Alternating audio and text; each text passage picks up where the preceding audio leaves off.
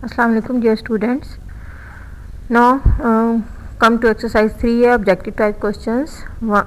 Question number 1, 2 and 3. This exercise in on page number 57. Question number 1 of exercise 3A is filling the blanks.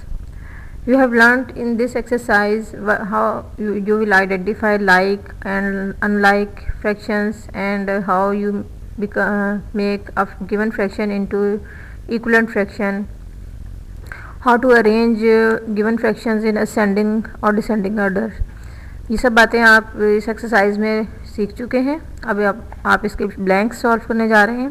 ये part question number 1 का 1/10, 2/10, 9/10 are dash fractions. Denominator से हमें पता चलता है कि ये लाइक हैं या अनलाइक फ्रैक्शंस हैं. सेम डिनोमिनेटर हैं तीनों फ्रैक्शंस के, तो ये ब्लैंक्स में आप लिखेंगे like fractions. Like B part, 3 fractions are given to you and you will identify by the denominators. Here are different denominators, so this is unlike fraction. Now C part, 20/32 and 5/8 are dash fractions. ये दोनों क्या हैं? equivalent fractions हैं. कैसे पता चला? अगर हम 5/8 में न्यूमिनेटर और डिनोमिनेटर दोनों को 4 से मल्टीप्लाई करते हैं तो 20/32 बनता है. 5 4s are 22, 5 4s are 20 and 8 4s are 32. तो ऐसी फ्रैक्शंस को कहते हैं equivalent fractions.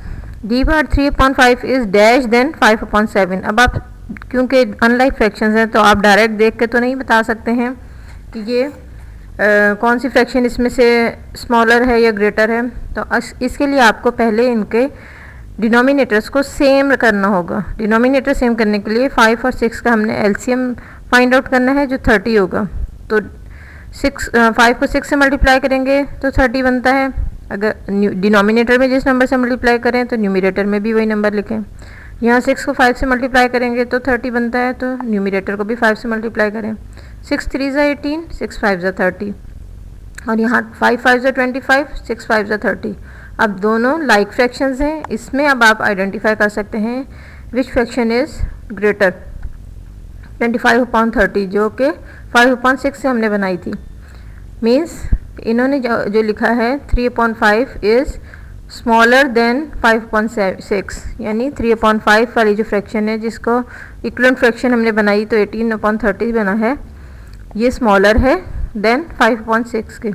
E part, these fractions are given to you 4 fractions with same denominator, means these are like fractions, are in dash order. किस order में है?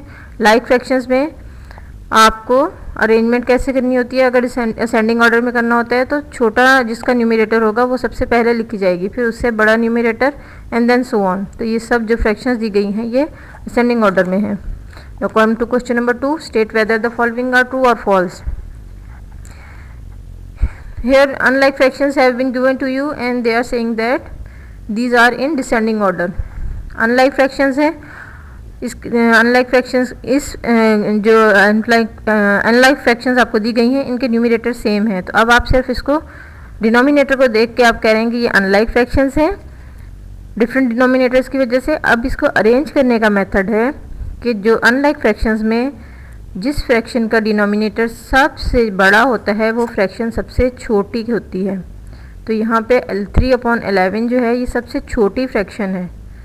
ठीक है, अब छोटी होती तो फिर ये डिसेंडिंग ऑर्डर में तो नहीं है. डिसेंडिंग ऑर्डर में हम सबसे बड़ा नंबर सबसे पहले लिखते हैं, तो यहाँ सबसे बड़ी फ्रैक्शन जो है वो 3/4 है, इसलिए स्टेटमेंट फॉल्स है. B part, the reduce form of 5/15 is 1/3.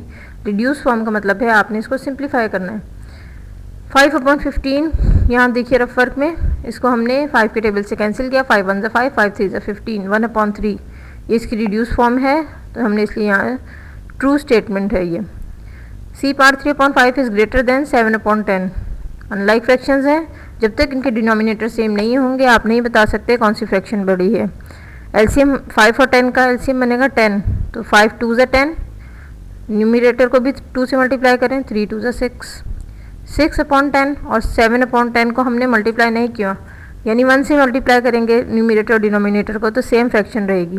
अब डिनोमिनेटर सेम है, लाइक फ्रैक्शंस है. यहाँ से हम देख रहे हैं के न्यूमरेटर में जो नंबर बड़ा है वो फ्रैक्शन बड़ी है 7/10 बड़ा है, इसलिए स्टेटमेंट हमने फॉल्स की है। No D part, the common denominator of 5/6 and 3/4 will be 12। Common denominator का मतलब है इसका एलसीएम फाइंड आउट करें। यहाँ रफ वर्क में हमने 6 और 4 का एलसीएम फाइंड आउट किया है तो वो 12 है, मीन्स स्टेटमेंट ट्रू है। E part, like fractions have the same denominators. Like fractions के डिनोमिनेटर सेम होते हैं, you already know about it, this statement is true. Now come question number 3, select the correct answer from the given options. The lowest form of 100/275 is, lowest form का मतलब है आपने इसको simplify करना है। जब तक न्यूमरेटर और डिनोमिनेटर एक ही टेबल से कैंसिल हो सकते हैं आप उसे सिंप्लीफाई करते जाएंगे। यहाँ पे देखें रफ वर्क में 100/275 को हमने पहले 5 के टेबल से कैंसिल किया है तो हमारे पास रह गया 20/55। फिर इसे मज़ीद 5 के टेबल से कैंसिल किया है तो 4/11। तो यहाँ करेक्ट ऑप्शन है 4/11। बी पार्ट में 3 fractions are given to you, arrange in descending order are. अगर इन फ्रैक्शंस को डिसेंडिंग ऑर्डर में आप अरेंज करें तो क्या कौन सा ऑप्शन सही होगा। यहाँ रफ वर्क में देखिए तीनों फ्रैक्शंस के हमने सबसे पहले एलसीएम लिया है 9, 4 और 12। डिनोमिनेटर्स का एलसीएम हमारे पास 36 है, तो डिनोमिनेटर में अब हमें 36 बनाना है। 9 को 4 से मल्टीप्लाई करेंगे तो 36 होता है, तो न्यूमरेटर में भी 4 से मल्टीप्लाई करें। इसी तरह से 4 को 9 से मल्टीप्लाई करेंगे न्यूमरेटर और डिनोमिनेटर में, और इसी तरह से 12 को भी 3 से मल्टीप्लाई करेंगे तो 36 होता है, न्यूमरेटर में भी 3 से मल्टीप्लाई कर देंगे। मल्टीप्लाई करके जो आंसर बन रहा है वो आप देखें 4 2 8, 9 4 36। सेकेंड फ्रैक्शन का 9 1 9, 9 4 36। थर्ड फ्रैक्शन का 7 3 21 एंड डिनोमिनेटर में 12 3 36। अब देखिए ये लाइक फ्रैक्शंस हो गई हैं। अब इजीली आप बता सकते हैं which fraction is greater one और which fraction is the smallest.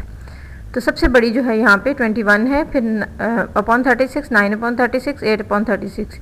इसी के ऊपर आप चले जाएं, इसको जब अरेंज करना होगा तो सबसे पहले 7/12, देन 1/4, देन 2/9। तो करेक्ट ऑप्शन आपका 7/12, 1/4, 2/9।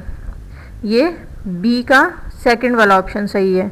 सी part, the reduced form of 128 and 336 is, इसकी रिड्यूस फॉर्म करनी है। रिड्यूस फॉर्म कहा जाए या लोएस्ट फॉर्म कहा जाए, मीन्स आपने उसको सिंप्लीफाई करना है सेम टेबल से, न्यूमरेटर और डिनोमिनेटर को। यहाँ पे रफ वर्क में देखें 128/336 को हमने सबसे पहले 2 के टेबल से कैंसिल किया है। अगर आपको डायरेक्ट कैंसिल करना नहीं आता है तो आप रफ वर्क में 2 से इस नंबर को 128 को डिवाइड करेंगे, 64 आंसर आएगा। इसी तरह 336 को 2 से डिवाइड किया, 168 आंसर आया, आपने कट करके यहाँ लिख दिया। अब 64 और 168 इसको भी किसी एक टेबल से सिंप्लीफाई करना है। अगर आपको बड़ा कोई टेबल आता है, जैसे 8 के टेबल से मैंने किया है, 8 8 ज़ा 64, 8 2 ज़ा 16, 8 1 ज़ा 8, तो आप 8 के टेबल से रफ वर्क में डिवाइड करके चेक कर लें। अगर कंप्लीट डिवाइड हो जाता है, नो रिमाइंडर है, दोनों नंबर्स न्यूमरेटर और डिनोमिनेटर के, तो आप किसी बड़े टेबल से भी कर सकते हैं। और अगर आप 2 या 4 के टेबल से करते जाएंगे तो भी उस वक्त तक आप सिंप्लीफाई करेंगे जब तक दोनों एक ही टेबल से कैंसिल होते रहेंगे। यहाँ पे 8/21 हमारा करेक्ट ऑप्शन है। सी का थर्ड वन करेक्ट ऑप्शन है। D part, 15/64 and 3/8 are dash. कैसी फ्रैक्शंस हैं ये दोनों, डिनोमिनेटर इनके डिफरेंट है, तो ये अनलाइक फ्रैक्शंस हैं। अच्छा, ये इक्वल फ्रैक्शन नहीं हो सकती हैं। इक्वल का मतलब तो है कि दोनों एक जैसी होती हैं। लाइक फ्रैक्शंस में डिनोमिनेटर सेम होते हैं। इक्वलेंट फ्रैक्शन में अगर आप सेम टेबल से न्यूमरेटर और डिनोमिनेटर को मल्टीप्लाई करते हैं तो ये फ्रैक्शन बनती। अगर आप 8 8 ज़ा 64 करते, न्यूमरेटर को भी 8 से मल्टीप्लाई करें तो 8 3 ज़ा 24, तो यहाँ तो 24 नहीं है, इसलिए ये इक्वलेंट फ्रैक्शन का ऑप्शन भी रॉन्ग है। तो ये अनलाइक फ्रैक्शंस हैं। Correct option is unlike fractions. E part, unlike fractions have different denominators. ठीक है, अनलाइक फ्रैक्शंस के डिनोमिनेटर्स डिफरेंट होते हैं।